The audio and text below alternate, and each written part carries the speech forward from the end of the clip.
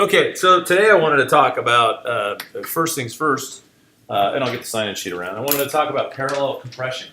So if you open up and create a new Class 18 session and import the information from Class 17, you'll be ready to begin where we left off. For those of you who weren't here on Monday, just make sure you grab notes from someone so you can build your bus and catch up, but you can import Class 16. That was with the drums. We basically just need the drums. Sign-in sheets floating around. Let me walk you through this. So in your notes, if you break out your notes, go ahead and write this down. It's not too tricky. This is actually really simple stuff. Parallel compression is your heading. Okay, parallel compression. I mean, it's really parallel compression or limiting, but they usually just call it parallel compression as a terminology. You can still use it for limiting. So parallel compression. By definition, parallel compression just means using a version of the compressed and a version of the non-compressed and blending them.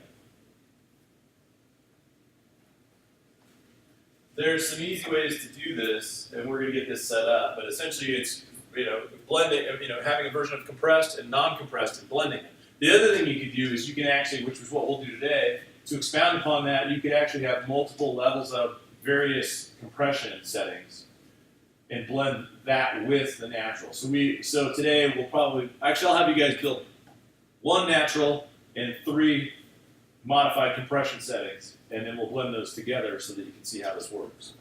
Parallel compression, in your notes, write this down. Parallel compression is often used on kick, snare. It's often used on kick, snare, overall drums, bass guitar, and vocals. You can use it on electric guitar, but most of the time you get what you play on electric guitar, and you don't have to add a whole lot of extra aggression. But it is used a lot on drums, bass, and vocals for a lot of different reasons in a lot of different ways. In vocal tracks, and a lot of times what they'll do is they'll do parallel compression and they'll automate it so it's highlighted at the chorus, so it has more aggression or grit in the chorus, but they'll still leave the natural. Now the whole point of this is that what we're going to do is we're going to leave the natural state of something left in the mix without compression in order to have the pure sound of the pure tones of the particular item. But then we're going to mix it with the compression settings so that we have the compressed variations of those. Now, I'll be honest, when I do a mix down, I'll use parallel compression when I need to. In most cases, for me, when I mix, I don't necessarily always have to have parallel compression. So it's not necessarily used in every mix you're going to do. It is something that on industry standard is a mix technique. But again, it doesn't apply to everything. Now, parallel compression doesn't necessarily work on when you're working with a string ensemble or something more naturally orchestrated, or an acoustic band. It doesn't really work very well for that. Parallel compression also doesn't typically work very well in post-production for video. But when it comes to musical elements that just need some edge, that's when parallel compression really comes into application. Now, in addition to this, you could technically do parallel processing any other way you'd like. So if you wanted to do, let's say you wanted to do, in vocal land, if you didn't want to do compression, you could do parallel distortion. And instead of running compressors, you could run a distortion plugin and then blend that with the natural. Does that make sense? So, you still have the ability to do that. But parallel compression, what we're going to do is step 1, okay? Step 1 for what we're going to do. Now, if we started with no bus compression at all, your step 1 would be to build a bus mix, okay? The bus mix that we set up on Monday. Because we already built the bus mix, your step 1, I maybe just put somewhere next to it, if bus mix is already built. This is your step 1. It's essentially a continuation of what we've done. Hey guys. So step 1 is duplicate the bus mix aux. You said duplicate the bus aux. Yeah, the bus mix aux. So duplicate the bus mix aux. Now, for the purpose of today, you guys are going to duplicate the bus mix aux 3 times. Maybe in parentheses for today's steps, just put 3 times. on the first duplicate, rename it drums M dry. Okay? So in that next step, on your first duplicate, name it drums M dry. And then, oh, your chair's missing. Actually, and then what you're going to do, is on the track, the bus that's drums M dry, deactivate the compressor by holding Command and clicking on the BF76. Okay? So you're going to deactivate the compressor by holding Command and clicking on the BF76.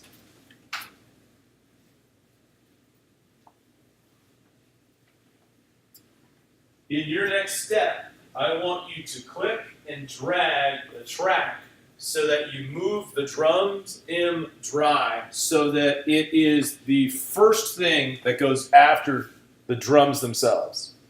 Instead of it starting with drums M, you're going to shift it, click and drag it so that it follows the overhead left and overhead right. So in your next step, you're going to reposition where the drum bus aux for the drums M dry sits. So you just click it, drag it, move it over. In your last step, this is a multitude of steps, essentially. Well, actually, the last two steps. In the next step, go ahead and set up different compressor settings for the additional two bus mix masters. So you're going to have 4 in total, because you duplicated this 3 times. You'll have 4 in total. 1 will be dry, and the other 2 will be compressed. Go ahead and set up variations of compression on each one by soloing each bus group channel. So you're going to essentially you set up variations of bus compression on the other bus mixes by soloing each channel. And then in your final step, all you have to do is use the faders to blend them together. Now let me show you what this looks like, and then I'm going to have you guys do it, okay?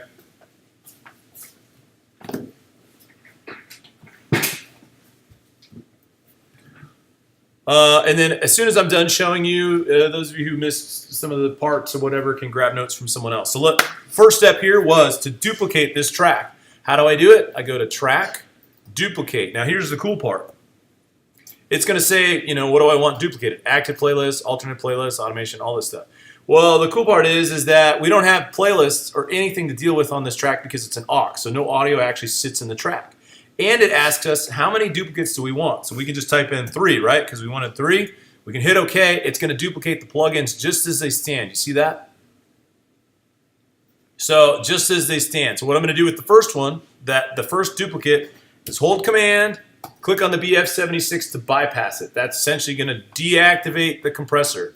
Then what I need to do, and I can just click off of the group, is click and drag that into position here so that it falls right after that group. I'm going to rename it Drums M Dry.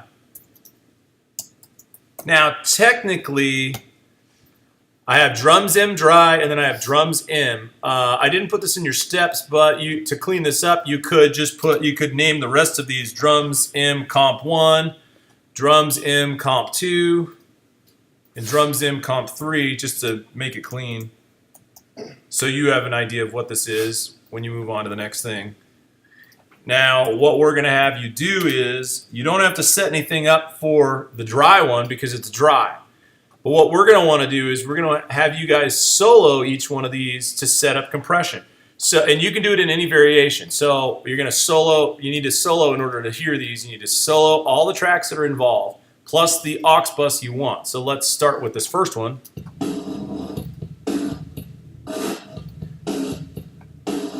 So maybe I'm going to do, like start with something a little more like this. And then watch the output, make sure it's not clipping.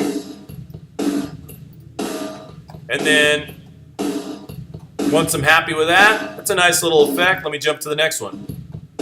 Maybe I want to do something different with this.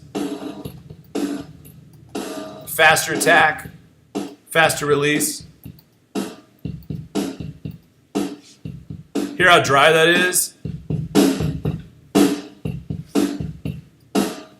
Yeah, let's go with that. And let's jump to the next one.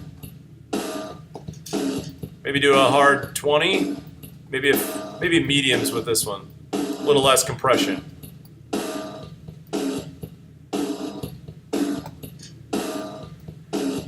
Oh shoot. I'll let it switch over.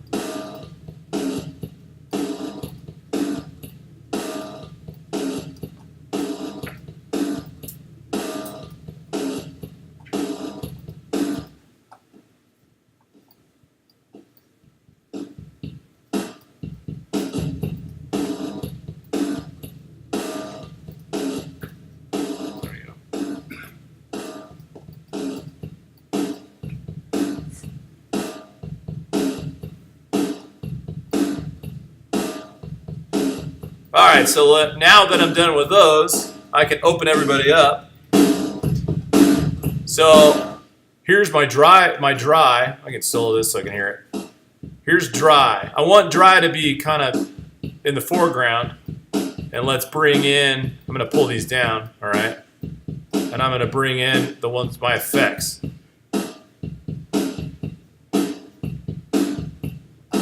Bring in the next.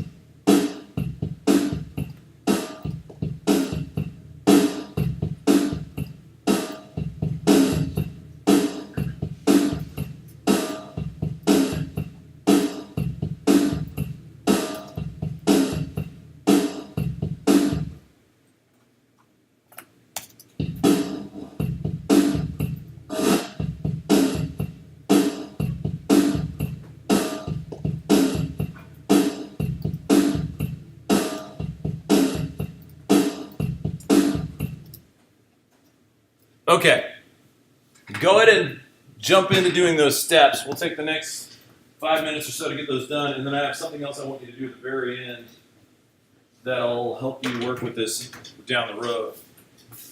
Might have been putting stuff last. Yeah, you were here Monday, right? Yeah, you're just gonna. For those of you who just joined us, you're gonna create a class 18 and import from class 17. Just make sure you bring the tempo map and the all tracks, including the bus.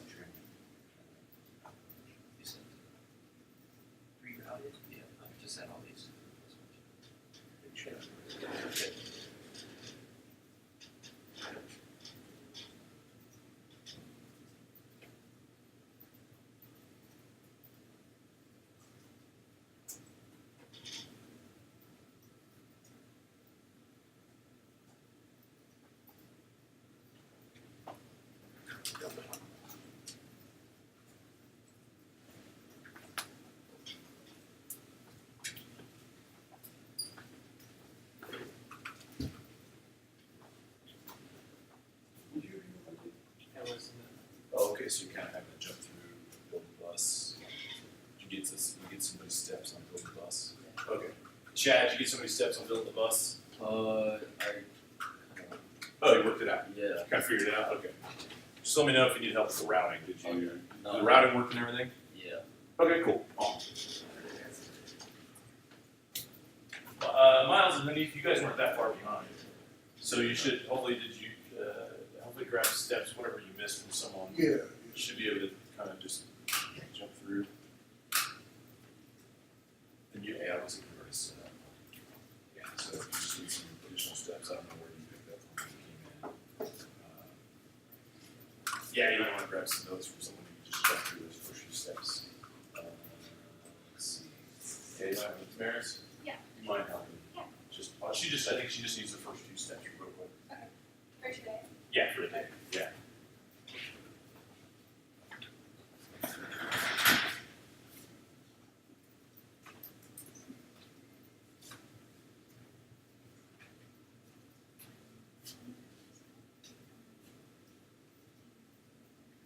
Well, we supposed to deactivate it on all of them? No, just the first two. And then hit command, click it. Yeah, and then you're gonna rename it drums and dry. And then slide it over so it's in the first of the groups. Yeah. Yeah, Yeah, so if you click and drag it here, click here. And then click on the nameplate where it says drums. And then click back. Yeah, there you go, that'll work. Bingo, yeah. Yes, sir. Something wrong with the import? Yeah, I'm trying to import it. It's just, Oh, you have to choose the tracks. Do it again. Yeah, because it's made so to import any number of things. You have to select tempo map selected. Yeah, if you hold option and just click in that space, bingo. Yeah, there you go. Now you're ready. Thank you.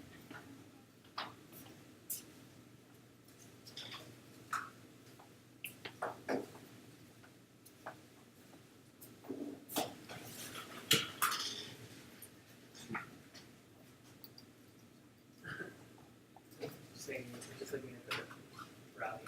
Oh, sorry.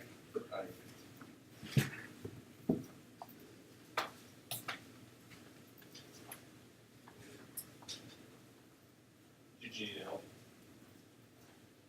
Yeah, I just as far as the like the Oh, the routing output, goes, bus yeah, output, so bus input routing. Yeah, so all those are going to go to bus 1, 2. output to bus 1, 2. Yeah, these ones. Well, click on it. And it should say bus instead of 1, 2. Yeah, there you go. Bus 1, 2. Bingo. Yeah, and then you should have routing there. Thank you.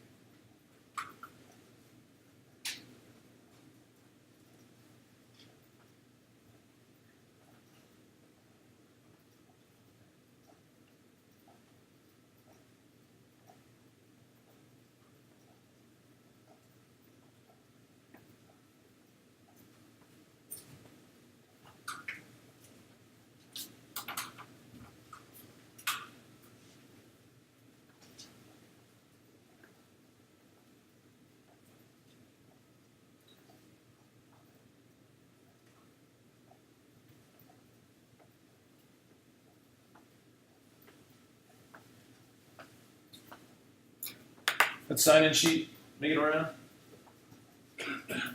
Sign-in sheet. Let me see it. Thank you.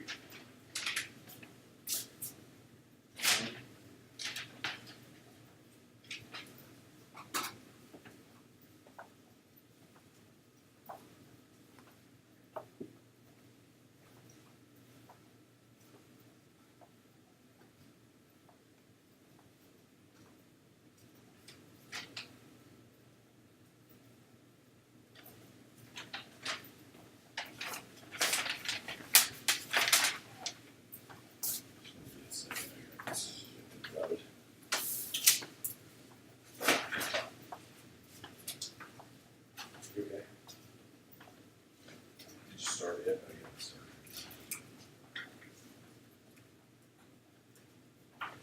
You doing all right? Good, fine.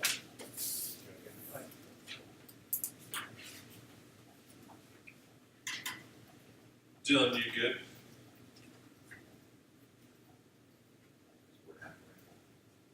What's up? You working out for you? Yeah. Okay.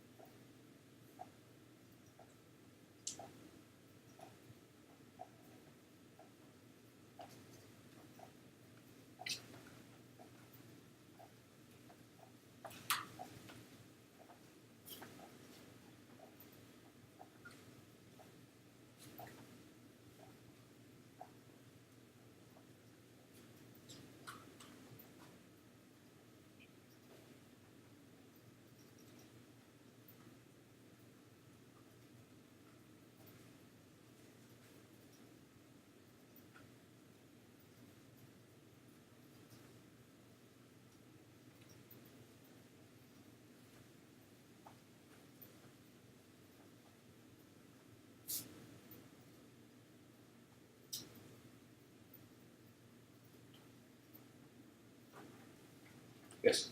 I was just wondering the rest of the steps. I like first four. And I didn't understand the last one. First four. How far did you get? Right here. Right, this one here. Okay, this is- All right. Did you rename the? Oh, deactivate. Yeah. Deactivate the second. Oh yeah, that's the one. The one you named dry. Yes. Okay. So that's deactivated. And then all you're gonna do, you already named it, right? Yeah. Then all you're gonna do is you're gonna solo that. Solo it with the 4 on the left. So not the ones to the right, but the ones to the left, so that those guys are feeding through. Push play, and I'm sorry, not that one. Instead of soloing the dry, solo not the first compressed group. So yeah, unsolo that one and solo the one to the right.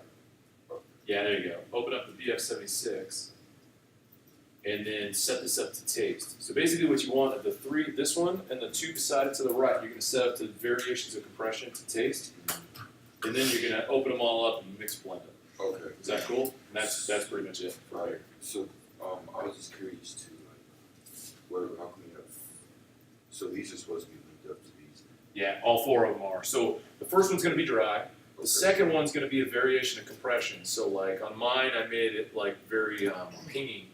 The second one, I made very dry with a more fulfilled snare. Okay. And the third one, it's a little more overall, somewhere in between. And then what you're going to do is by opening them all up, you blend them. Essentially, it's a mix technique that's used a lot in mixing, where instead of taking the whole, just pushing just one that's fully compressed, or one, you kind of get the blending of all of these effects into one, plus the dry, and that's essentially how you get that sound. Does that make sense? So when I go through these next Yeah. 2, I just want to just solo one at a time. Yes. All of these solo. Yep. Okay. You have to do one at a time and try to get something a little bit different from each other, so that they're not all the same. And then you can kind of mix blend them, open them all up, and mix blend them. All right. Is that cool? Yes. Any? Yeah, I did the compression levels, but how do I like fade them together? Oh, after you're done, just unsolo everything. And there you go. And then what you're gonna do is you're gonna take the faders down, all 3 of the new ones, so the 3 are not the new ones, but the 3 ones to the right, all the faders all the way down, put them all the way down. And then push play, listen to it, slowly bring this one up till it's good, so you like it, and then bring this one up till you like it, and bring that one up till you like it. And then you're essentially, you kind of mess around with the blend a little bit, but you have to start from 0 on these faders.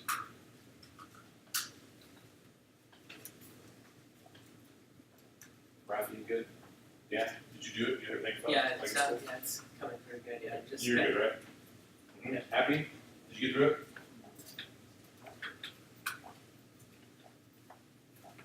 All right, I want to show you one more quick thing, and then I'll have you do it, and then I will jump into the next section. I don't know if we've already had this conversation, but I want you to set up what we call a group. And there's 2 types of groups. There's edit groups and there's mixed groups. So this one is a mixed group. So all you have to do in your notes is write mixed group. To make a mixed group, it's pretty simple. It's 2 simple steps. 2 simple steps for making the mixed group. Okay, so mixed group. All you have to do is highlight the nameplates of who you want to be in the mixed group. So highlight the nameplates of the tracks that you want in the mixed group. Is step 1. Highlight the tracks that you want, the nameplates that you want in the mixed group. In step 2, hit Command G.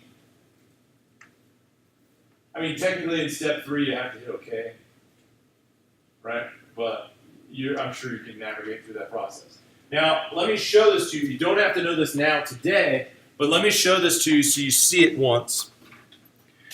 When you make your mix group, you're going to want to title it whatever the group name is. The reason I'm going to have you make these is my instructions to you is please take all the buses, the bus mixes, not the drums, but the bus mixes. So the final 4 mix aux groups at the end, make those one giant group by just doing that process, and you can title it drum mix bus when you get there. So go ahead and do it real quick. What this is going to do is and then like I'll say, Miles, you haven't finished balancing yours yet, have you? And Hanif, did you finish balancing yours? No. Yeah, okay. So, did everything go down? Yeah. Oh, it's just that front row? Oh, shoot. Is there... You guys aren't attached to the same couch, right?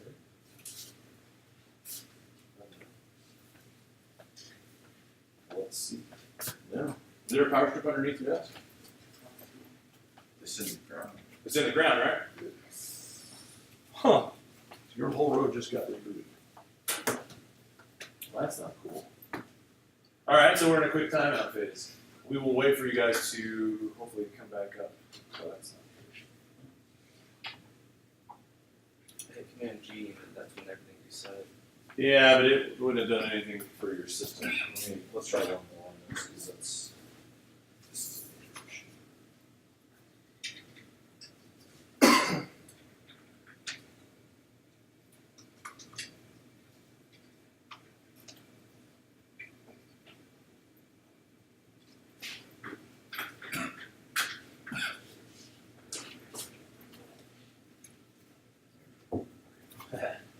that folder thing means it doesn't know where its boot disk is. It's bad, very bad. So I'll wait to survive. Okay. While we're waiting, I'll go ahead and explain what you see on screen. You can set this group to do a lot of different things. Well, the reason we're going to use it is it's so that it locks the volumes of what you had just done. So like, you know how you balance them out, you got to do a sweep plays? Well, in doing that process, you may not have gotten the most out of the final volume for them. Noticing that because we don't have a compressor on the dry version, we can't just go to a compressor and adjust the output makeup gain on a processor. So we have to make it up in the fader. But we had to turn down our faders to feed the other channels without clipping. So essentially what we'll likely do is turn the whole group up. But in this window here, you actually have the option to do a lot of different things. And you could tell it what type of group you want, an edit group, a mix group, or a mix and edit group. And this essentially, this grid over here where it says globals, basically it tells it, you know, what is it going to control. At this point, on mine at least, it's controlling volume, mute, and we can actually tell it to control pan. And we can tell it to control all of these parameters for all the inserts, all the send levels, so that they're actively linked. We think, yeah, if we hold option, it'll do them all. Even record enable or input monitoring can be grouped. So it's kind of nice if you do those, you know, if you set up those things so that they're linked, because then you get to link a lot of different things, which allows it to be used in that way. You know, one way, of course, is this. Another way is this. Another way is this. Again, we link the panners. So if I wanted to do the pans as a group, you see them all going.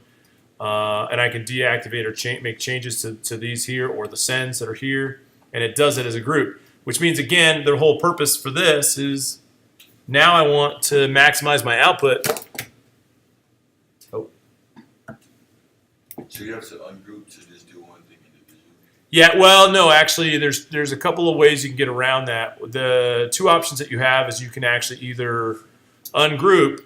I don't know if I lost... Oh, crap. Whatever went down. Shoot.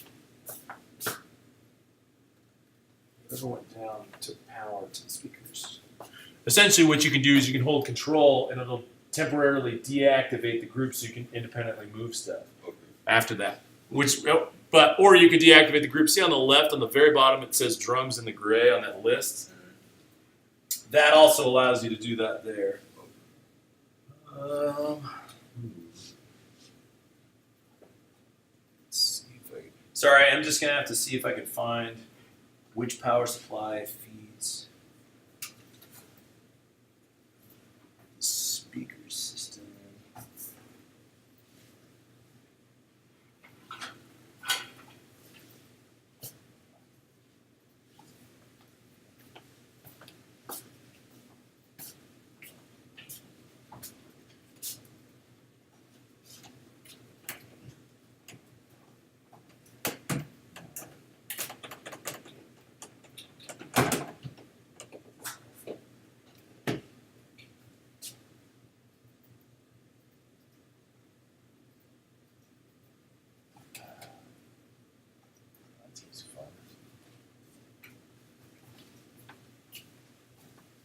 Yeah, I don't know what would have caused that, but obviously a lot of stuff must have reacted at the same time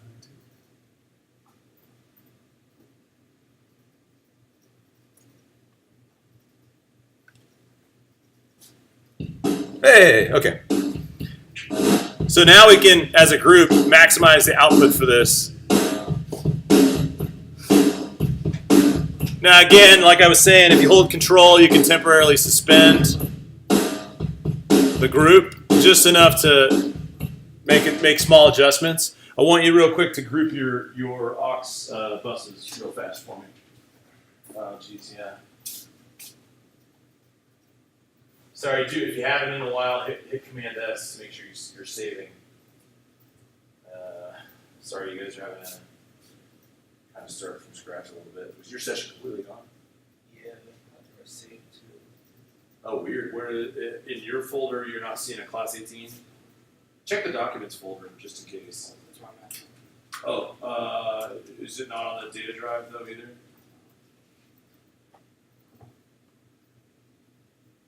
Class 17 is also on. Let me see. Problem. Where was your folder here? Is it this one? Yeah.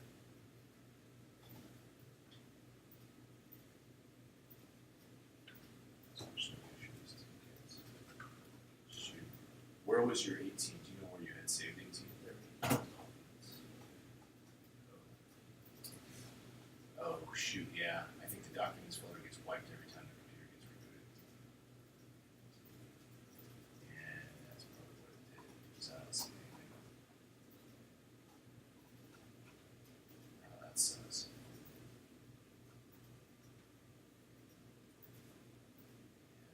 Okay, it's because I don't see it.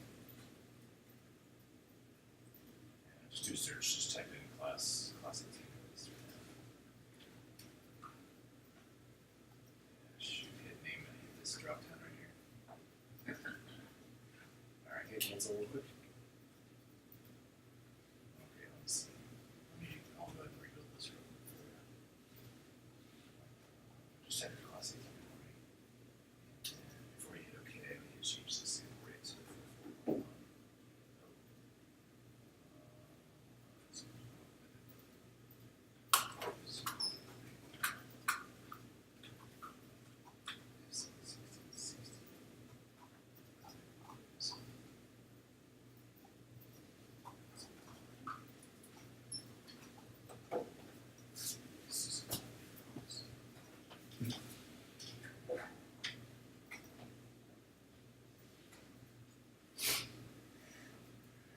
Hit OK for me, or quit. Hit cancel.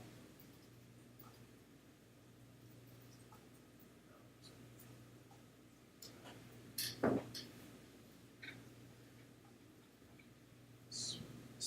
think the setting was on here.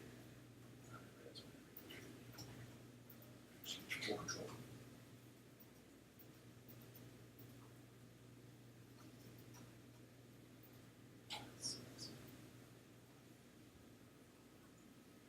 You know what? Let me just put mine on the NTL server. Copy it over for you. When this comes up, hit cancel, and I'll have you drag it out of the MTL server, and you can just pick up where you left off. How far are you guys in rebuilding yours? Miles, did you have to rebuild yours too? Yeah, you have to build mine. How? I'm working on the compression for the 3. Okay, I'm just gonna go ahead and move my session onto the MTL server for you. So if you want to just grab and open mine and drag it on your data drive in the folder with your name, that way you don't have to start from scratch. Hopefully we'll go by faster. Sorry about that, guys. I don't know what would have caused the trip, but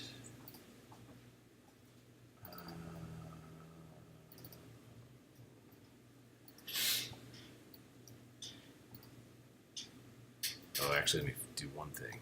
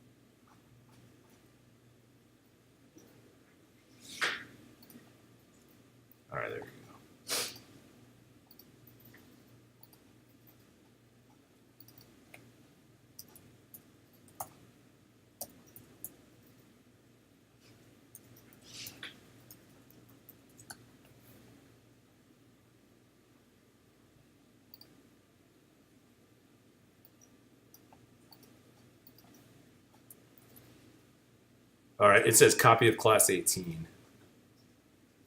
It's on the MTL server under my name, Vince Casas, and if it's under copy of class 18. If you want to drag that to your data drive, you can pick up from there. And then just open it. Like, copy it to your data drive in your folder, in your name folder, Yeah. and then go ahead and open it and launch it. You can close the session that you have. Just save the session that you have at least before you close it. And then just reopen. And then open this one that I'm Oh, set no. up. That way you guys are caught up with the system. Sorry about that. What we're going to do next is actually quite an interesting process. It'll be quick, and then today I wanted to start working with Reverb at least. We may have to pick up on Delay on Monday. So what I'm going to show you next is called, and so in your notes, I want you to write down sub-kick gate sidechain. Sub-kick gate sidechain. Oh, where's the session? Should be on the MTL server under my name. Oh. Under my name, and it's a copy of class 18 Is it until session class 18. this right? Yeah, that one. There you go. Shared student files. Find my name. Switch it to list view at the top, so that there you go. That way you should see it. And if you can either modify it by name. There you go. It should be copy of class 18. Yeah, copy the whole thing. No, not that part. The whole thing. Yeah, because you need the files to go with it. So hit Command C, and just go to your folder on the data drive and hit Command V.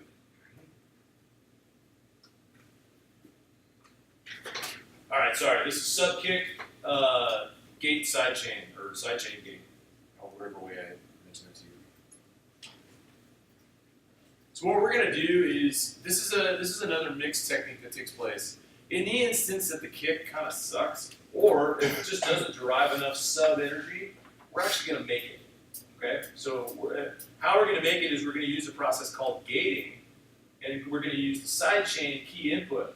Now I showed you the sidechain key input as a filter option on the compressor.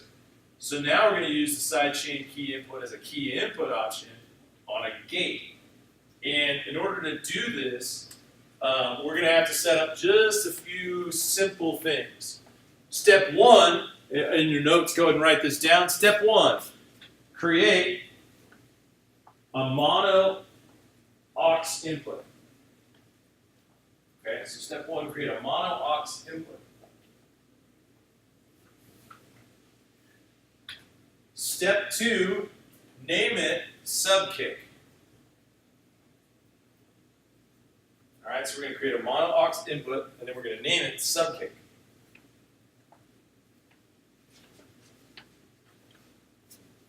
Step three, we're going to insert the signal generator plugin. Insert the signal generator plugin.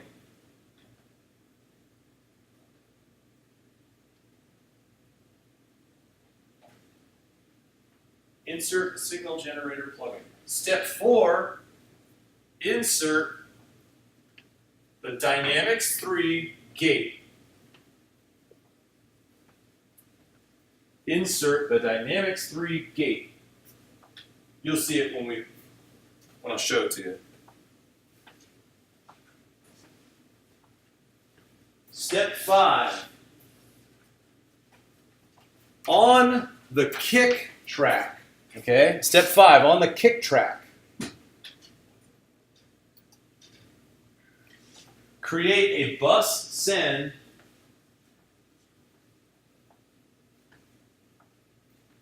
to bus number 3. On the kick track, create a bus send to bus number 3.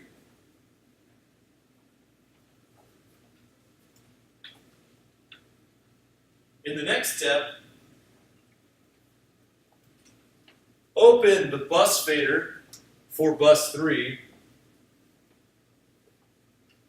Hold Option and click on the fader to send it to nominal. So open the bus fader on bus 3, hold Option, and click the fader to send it to nominal.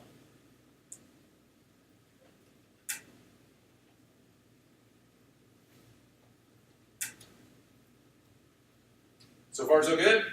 Just send it to what? Nominal. Nominal. Nominal. In step 7, go back to the sub-kick track, gate plugin, back to the sub-kick track, gate plugin, activate the sidechain key. I'll show you how to do it. It's real simple. Activate the sidechain key. Activate the sidechain key. And set it to receive from bus 3.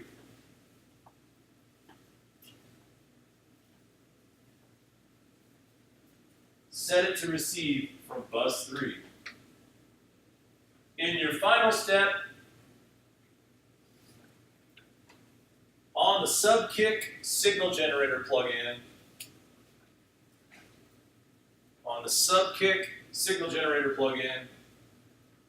move the frequency to between 60 hertz and 85 hertz. So you're going to move the signal generator frequency between 60 hertz and 85 hertz. That beats a taste, okay, what you like.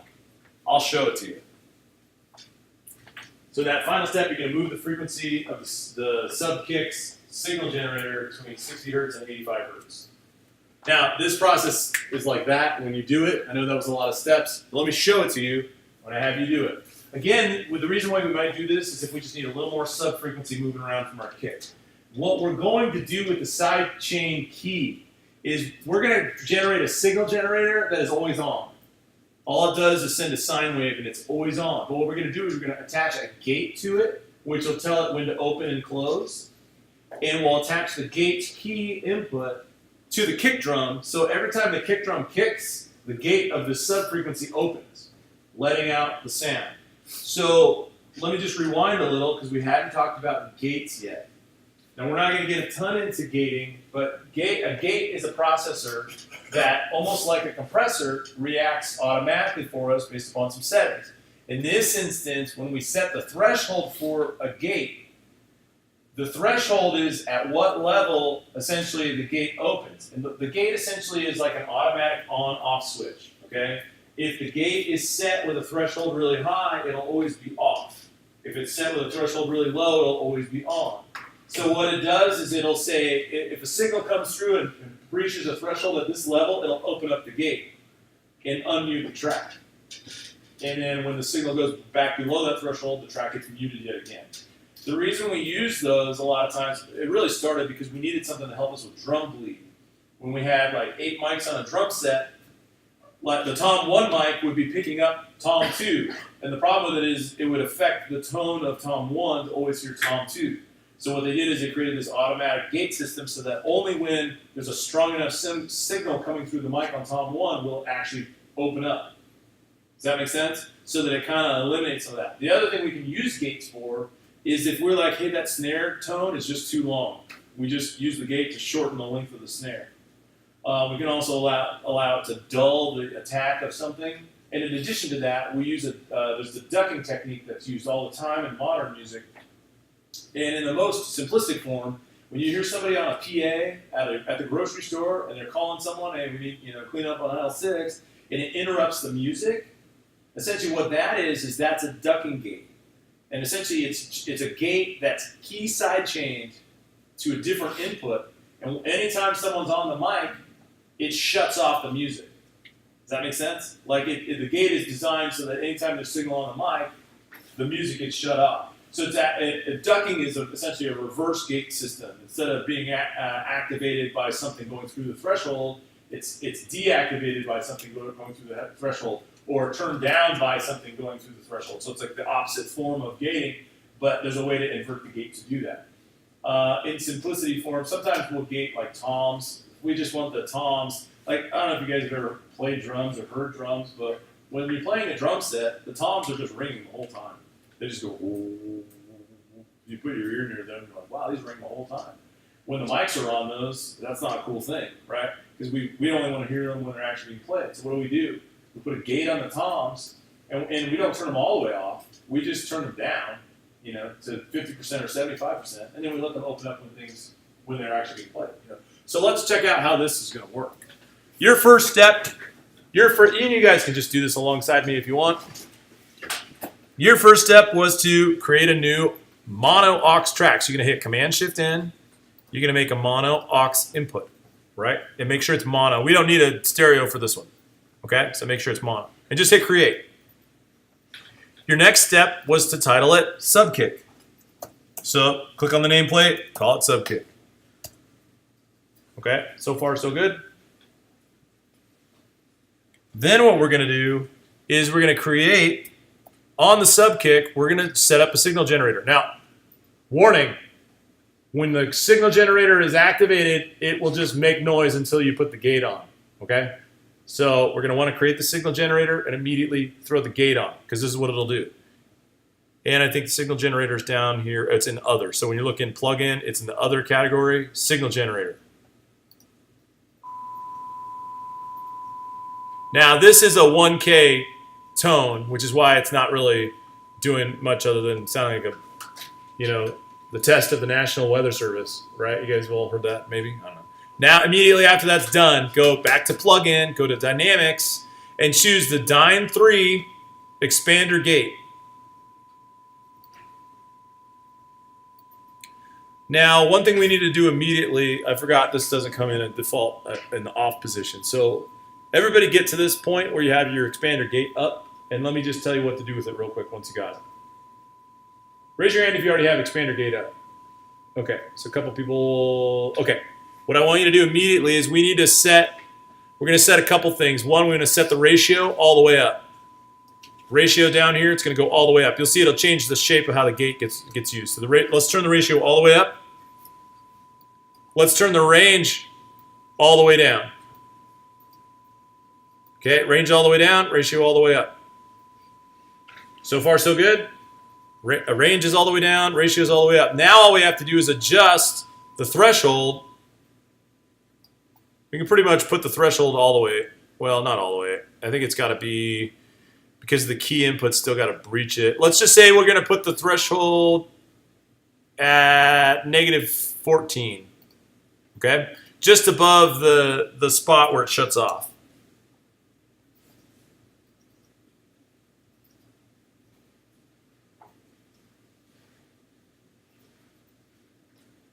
So far, so good? Right? Everybody's off? All right. So here's what we're going to do. We can go ahead and leave this window open because we need to come back to it. On the kick drum in Send Bank A, it's over here. It says sends A through E on the kick drum. Go ahead and create bus number 3. It needs to be mono. Okay? So click on it. Choose bus number 3.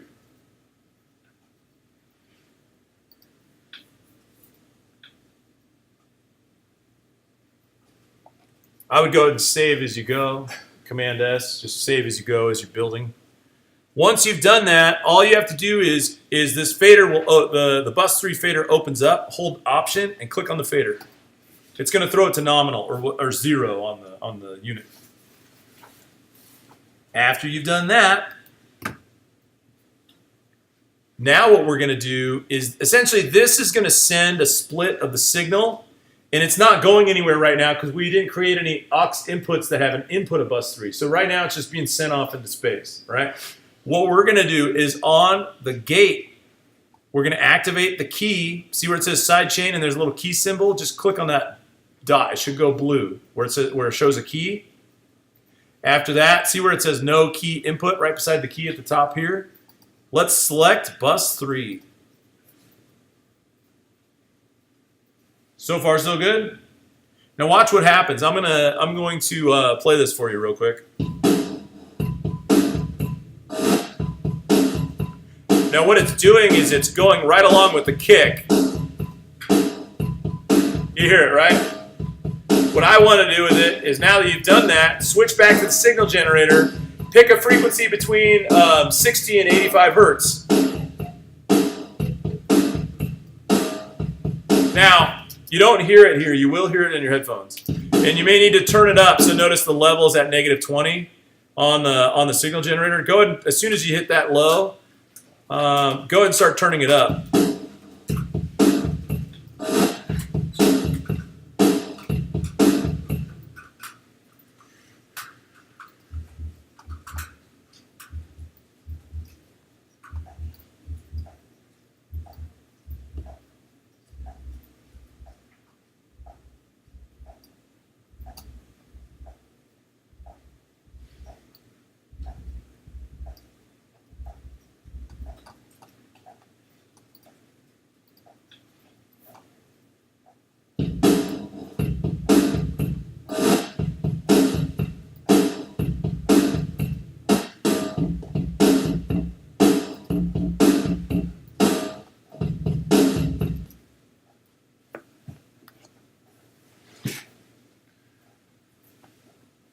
Just, hey, if you guys are having trouble hearing it, go ahead and solo just the kick and just the sub kick.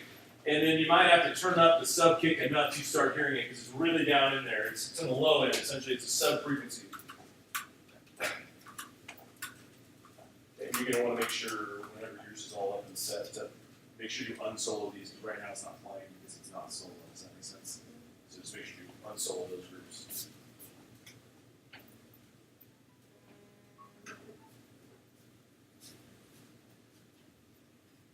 Work out. Mine just beeping now. Oh, but you have to So, adjust the frequency down to somewhere between 60 and 85. And then I would turn the volume all the way up once you've done that.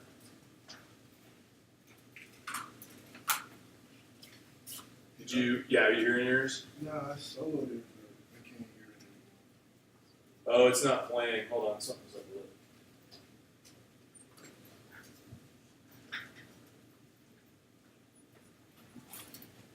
Plus sounds good.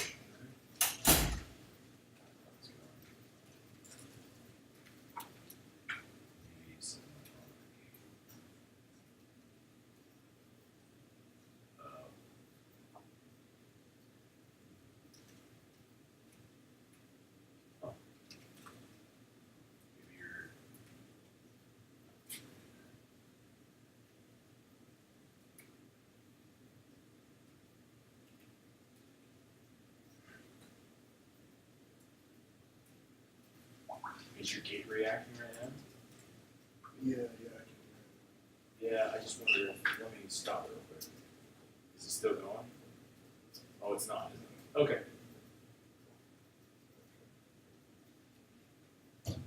Oh, let's try turning this up.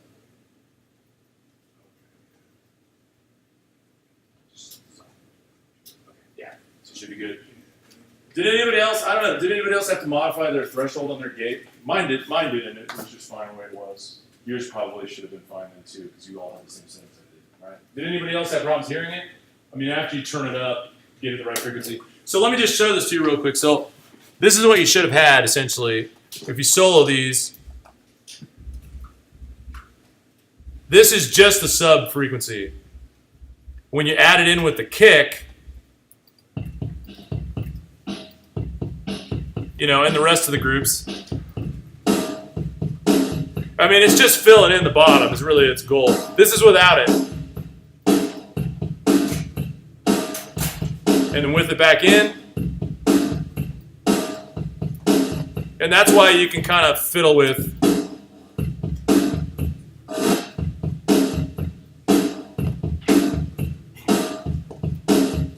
Now the problem is we don't want to put this in the bus group with the compressors because it overrides them very much. So a lot of times we leave it separated.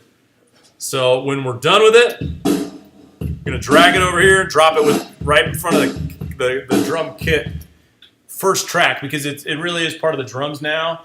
And a lot of times you want to keep it next to the kick. So once you're done with it, you can drag it, drop it, and leave it there. All right, we're gonna move on to our next thing. Any questions on that? It's not a very simple process, but now that you know the steps and you have the steps, it actually goes like that, right? It's not hard. It's just most people forget, wait, how do I set up the key? I have to make a bus on a track that sends a signal to tell the gate when to open. Does that make sense? So like the kick had to be sending signal in order for us to tell it when to open. There's a bunch of other cool stuff that can be done with that that's a little more advanced, but there's a feet wet kind of option there with that. So now what I want to do is talk about reverb. Now there's a lot to be said about reverb as a basic topic, but what I want to focus on a little bit is I want to focus on how we set up reverb and how we route reverb. Now here's the thing. We had just done a bus mix on Monday, and today we did parallel compression. Using reverb is a lot more like parallel compression than it is like setting up a bus mix. So what we're going to do is we're going to basically create a stereo aux track, and that aux track is going to be reverb. And if we were to solo that aux track, it'll be 100% reverb, meaning it'll be like very reverberant. What we'll do is we'll feed track levels from the independent tracks on a bus from the sends option to the reverb, and then what we're allowed to do from doing that is we have a dry signal still hitting the main mix, and then we have a reverb on the aux. So it's essentially all we have to do to blend in reverb is almost like we do with bus compression. More or less reverb is just a fader on an aux bus. So like if we overdo it, all we have to do is turn the one thing down instead of having to turn every bus send down that will send to the reverb. In a big mix, when you got like 60-something tracks, a lot of those tracks are being sent to different effects or different reverbs, which means that they all have independent volumes from the sends that are being sent off to the verb, which makes it very troublesome when you have to make adjustments to the overall, unless you have it on an aux, which you can just literally just turn down the one thing or adjust the one thing. Cool part about doing it this way too is you can EQ the reverb with an EQ. You can compress the reverb. You can do lots of different cool effects with the reverb in that kind of form. So what we're going to do is you can write down in your notes, creating a reverb bus. Okay, so we're going to create a reverb bus.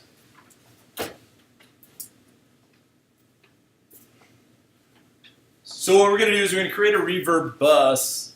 And step one is to create a stereo aux track. And it's almost always going to be stereo because reverb is always best in stereo because it's going to give us the perception of being in a real environment, having a difference between left and right. So we're going to create a stereo aux bus. Step one. Step two, name it reverb. Right? Step two, name the bus reverb. Not too bad, right?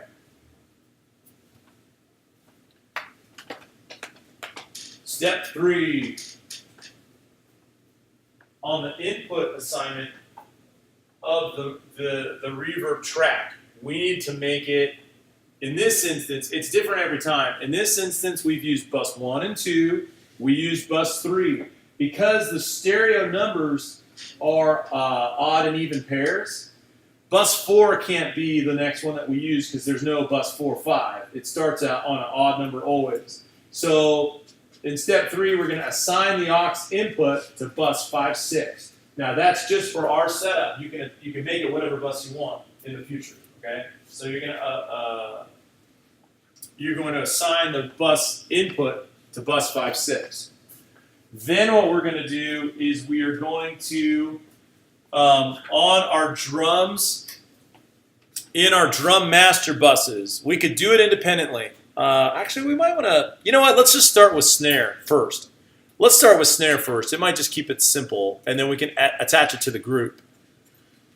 In your next step, on the snare track, in bus send bank A, on the snare track, bus send bank A, assign bus 5, 6.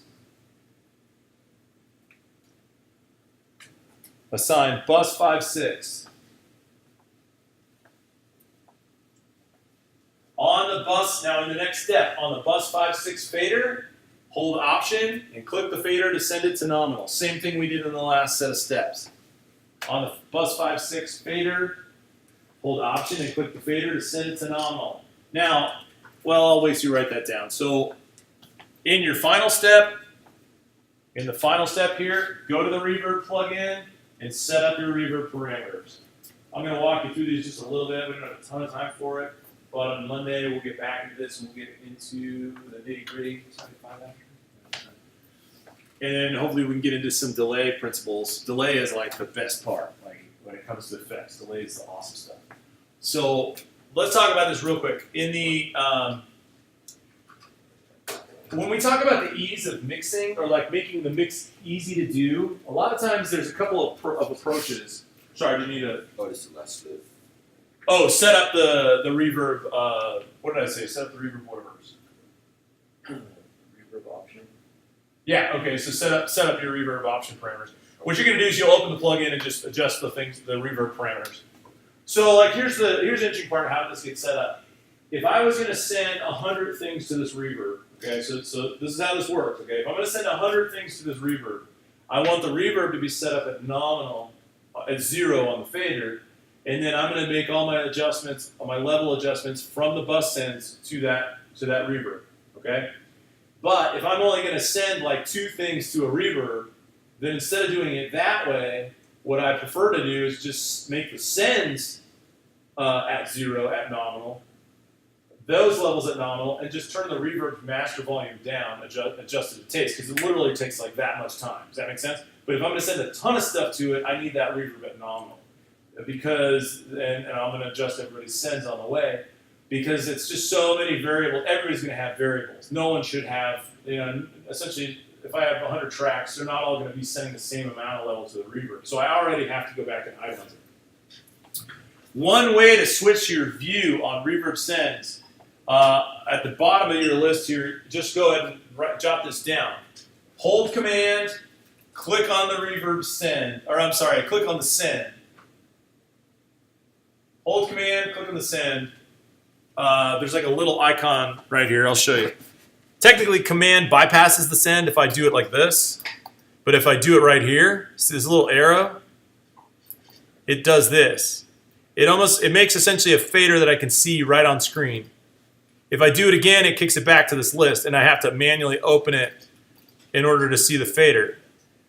But for ease, a lot of times when you guys get your assignments up, this is the send level that's going to be sent to different things. This right now was our key input.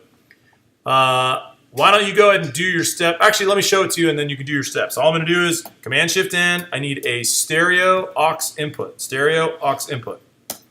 Bam, done. I'm going to title it Reverb. Bam, done. Now I need my bus assignment on the input to be 5/6. Done. I'm going to insert a reverb plugin on the insert. In this instance, it looks like multi-channel plugin, reverb, deverb.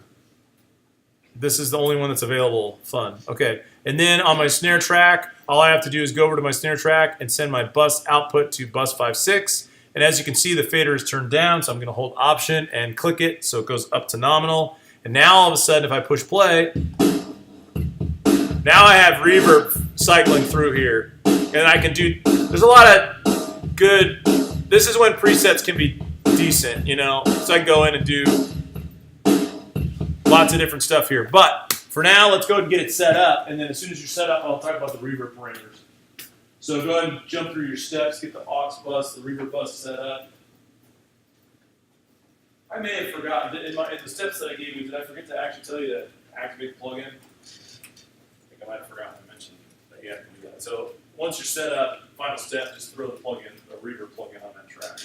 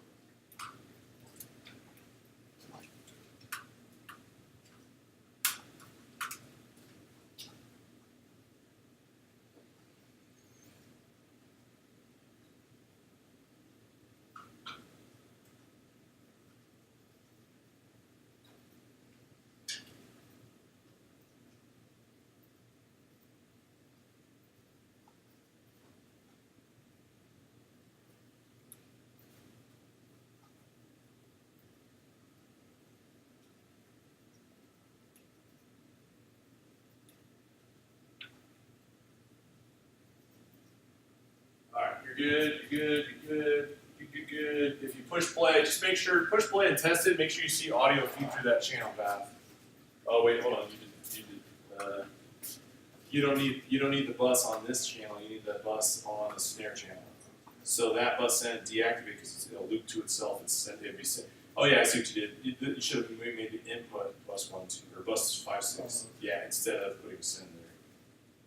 Yeah, go down to bus. There you go.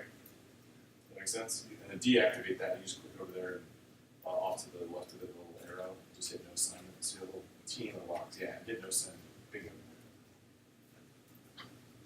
Yes? To put the input on the snare to 5 and 6. Yeah. Yeah, not the input, but the send. You put the send up above, right there. Yeah. And then the sound of the reverb is 5/6. No, the input on the reverb is 5/6. So on the reverb channel that you created, it's the input. Yeah, there you go. Bingo. Now shuffle. Now here's the golden rule for effects. Okay, so let me just give you this tidbit, and I'll show you what's going on screen, and I'll let you guys kind of do your thing. Effects always are far right, farthest right in your track listing. So when you have 100 tracks, your effects are farthest right. So and typically they stay together. Sometimes it's okay to put your effects with the groups that they're affecting. If I had like a snare reverb and only the snare was on it, I can put it next to the snare. But in most cases, all of your effects will always stay hard right. So when you're done setting them up, if you didn't already have it placed hard right, go ahead and click and drag it and make it farthest right in your track listing. Does that make sense? Now, let me just show you the reverb parameters here, and I'll let you guys kind of set up. There's different stuff you can set up. The amount of reverb that you apply in essentially or I should say the way to make the space bigger or smaller is based upon decay. So like the longer decay you have, the longer the space. Your mix should already be 100% wet. And if we, let's see, I'm going to turn this, I'm going to solo this real quick and then solo the snare. Oh, hold on, I need the bus.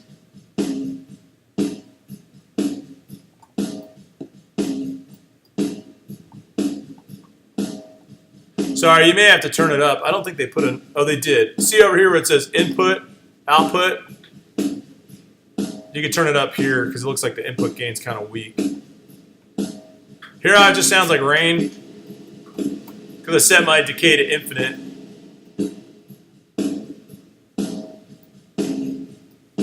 But that's what you see here where it says small, medium, large. What that's going to adjust is the decay parameter, and then you can see there's a bunch of different options here.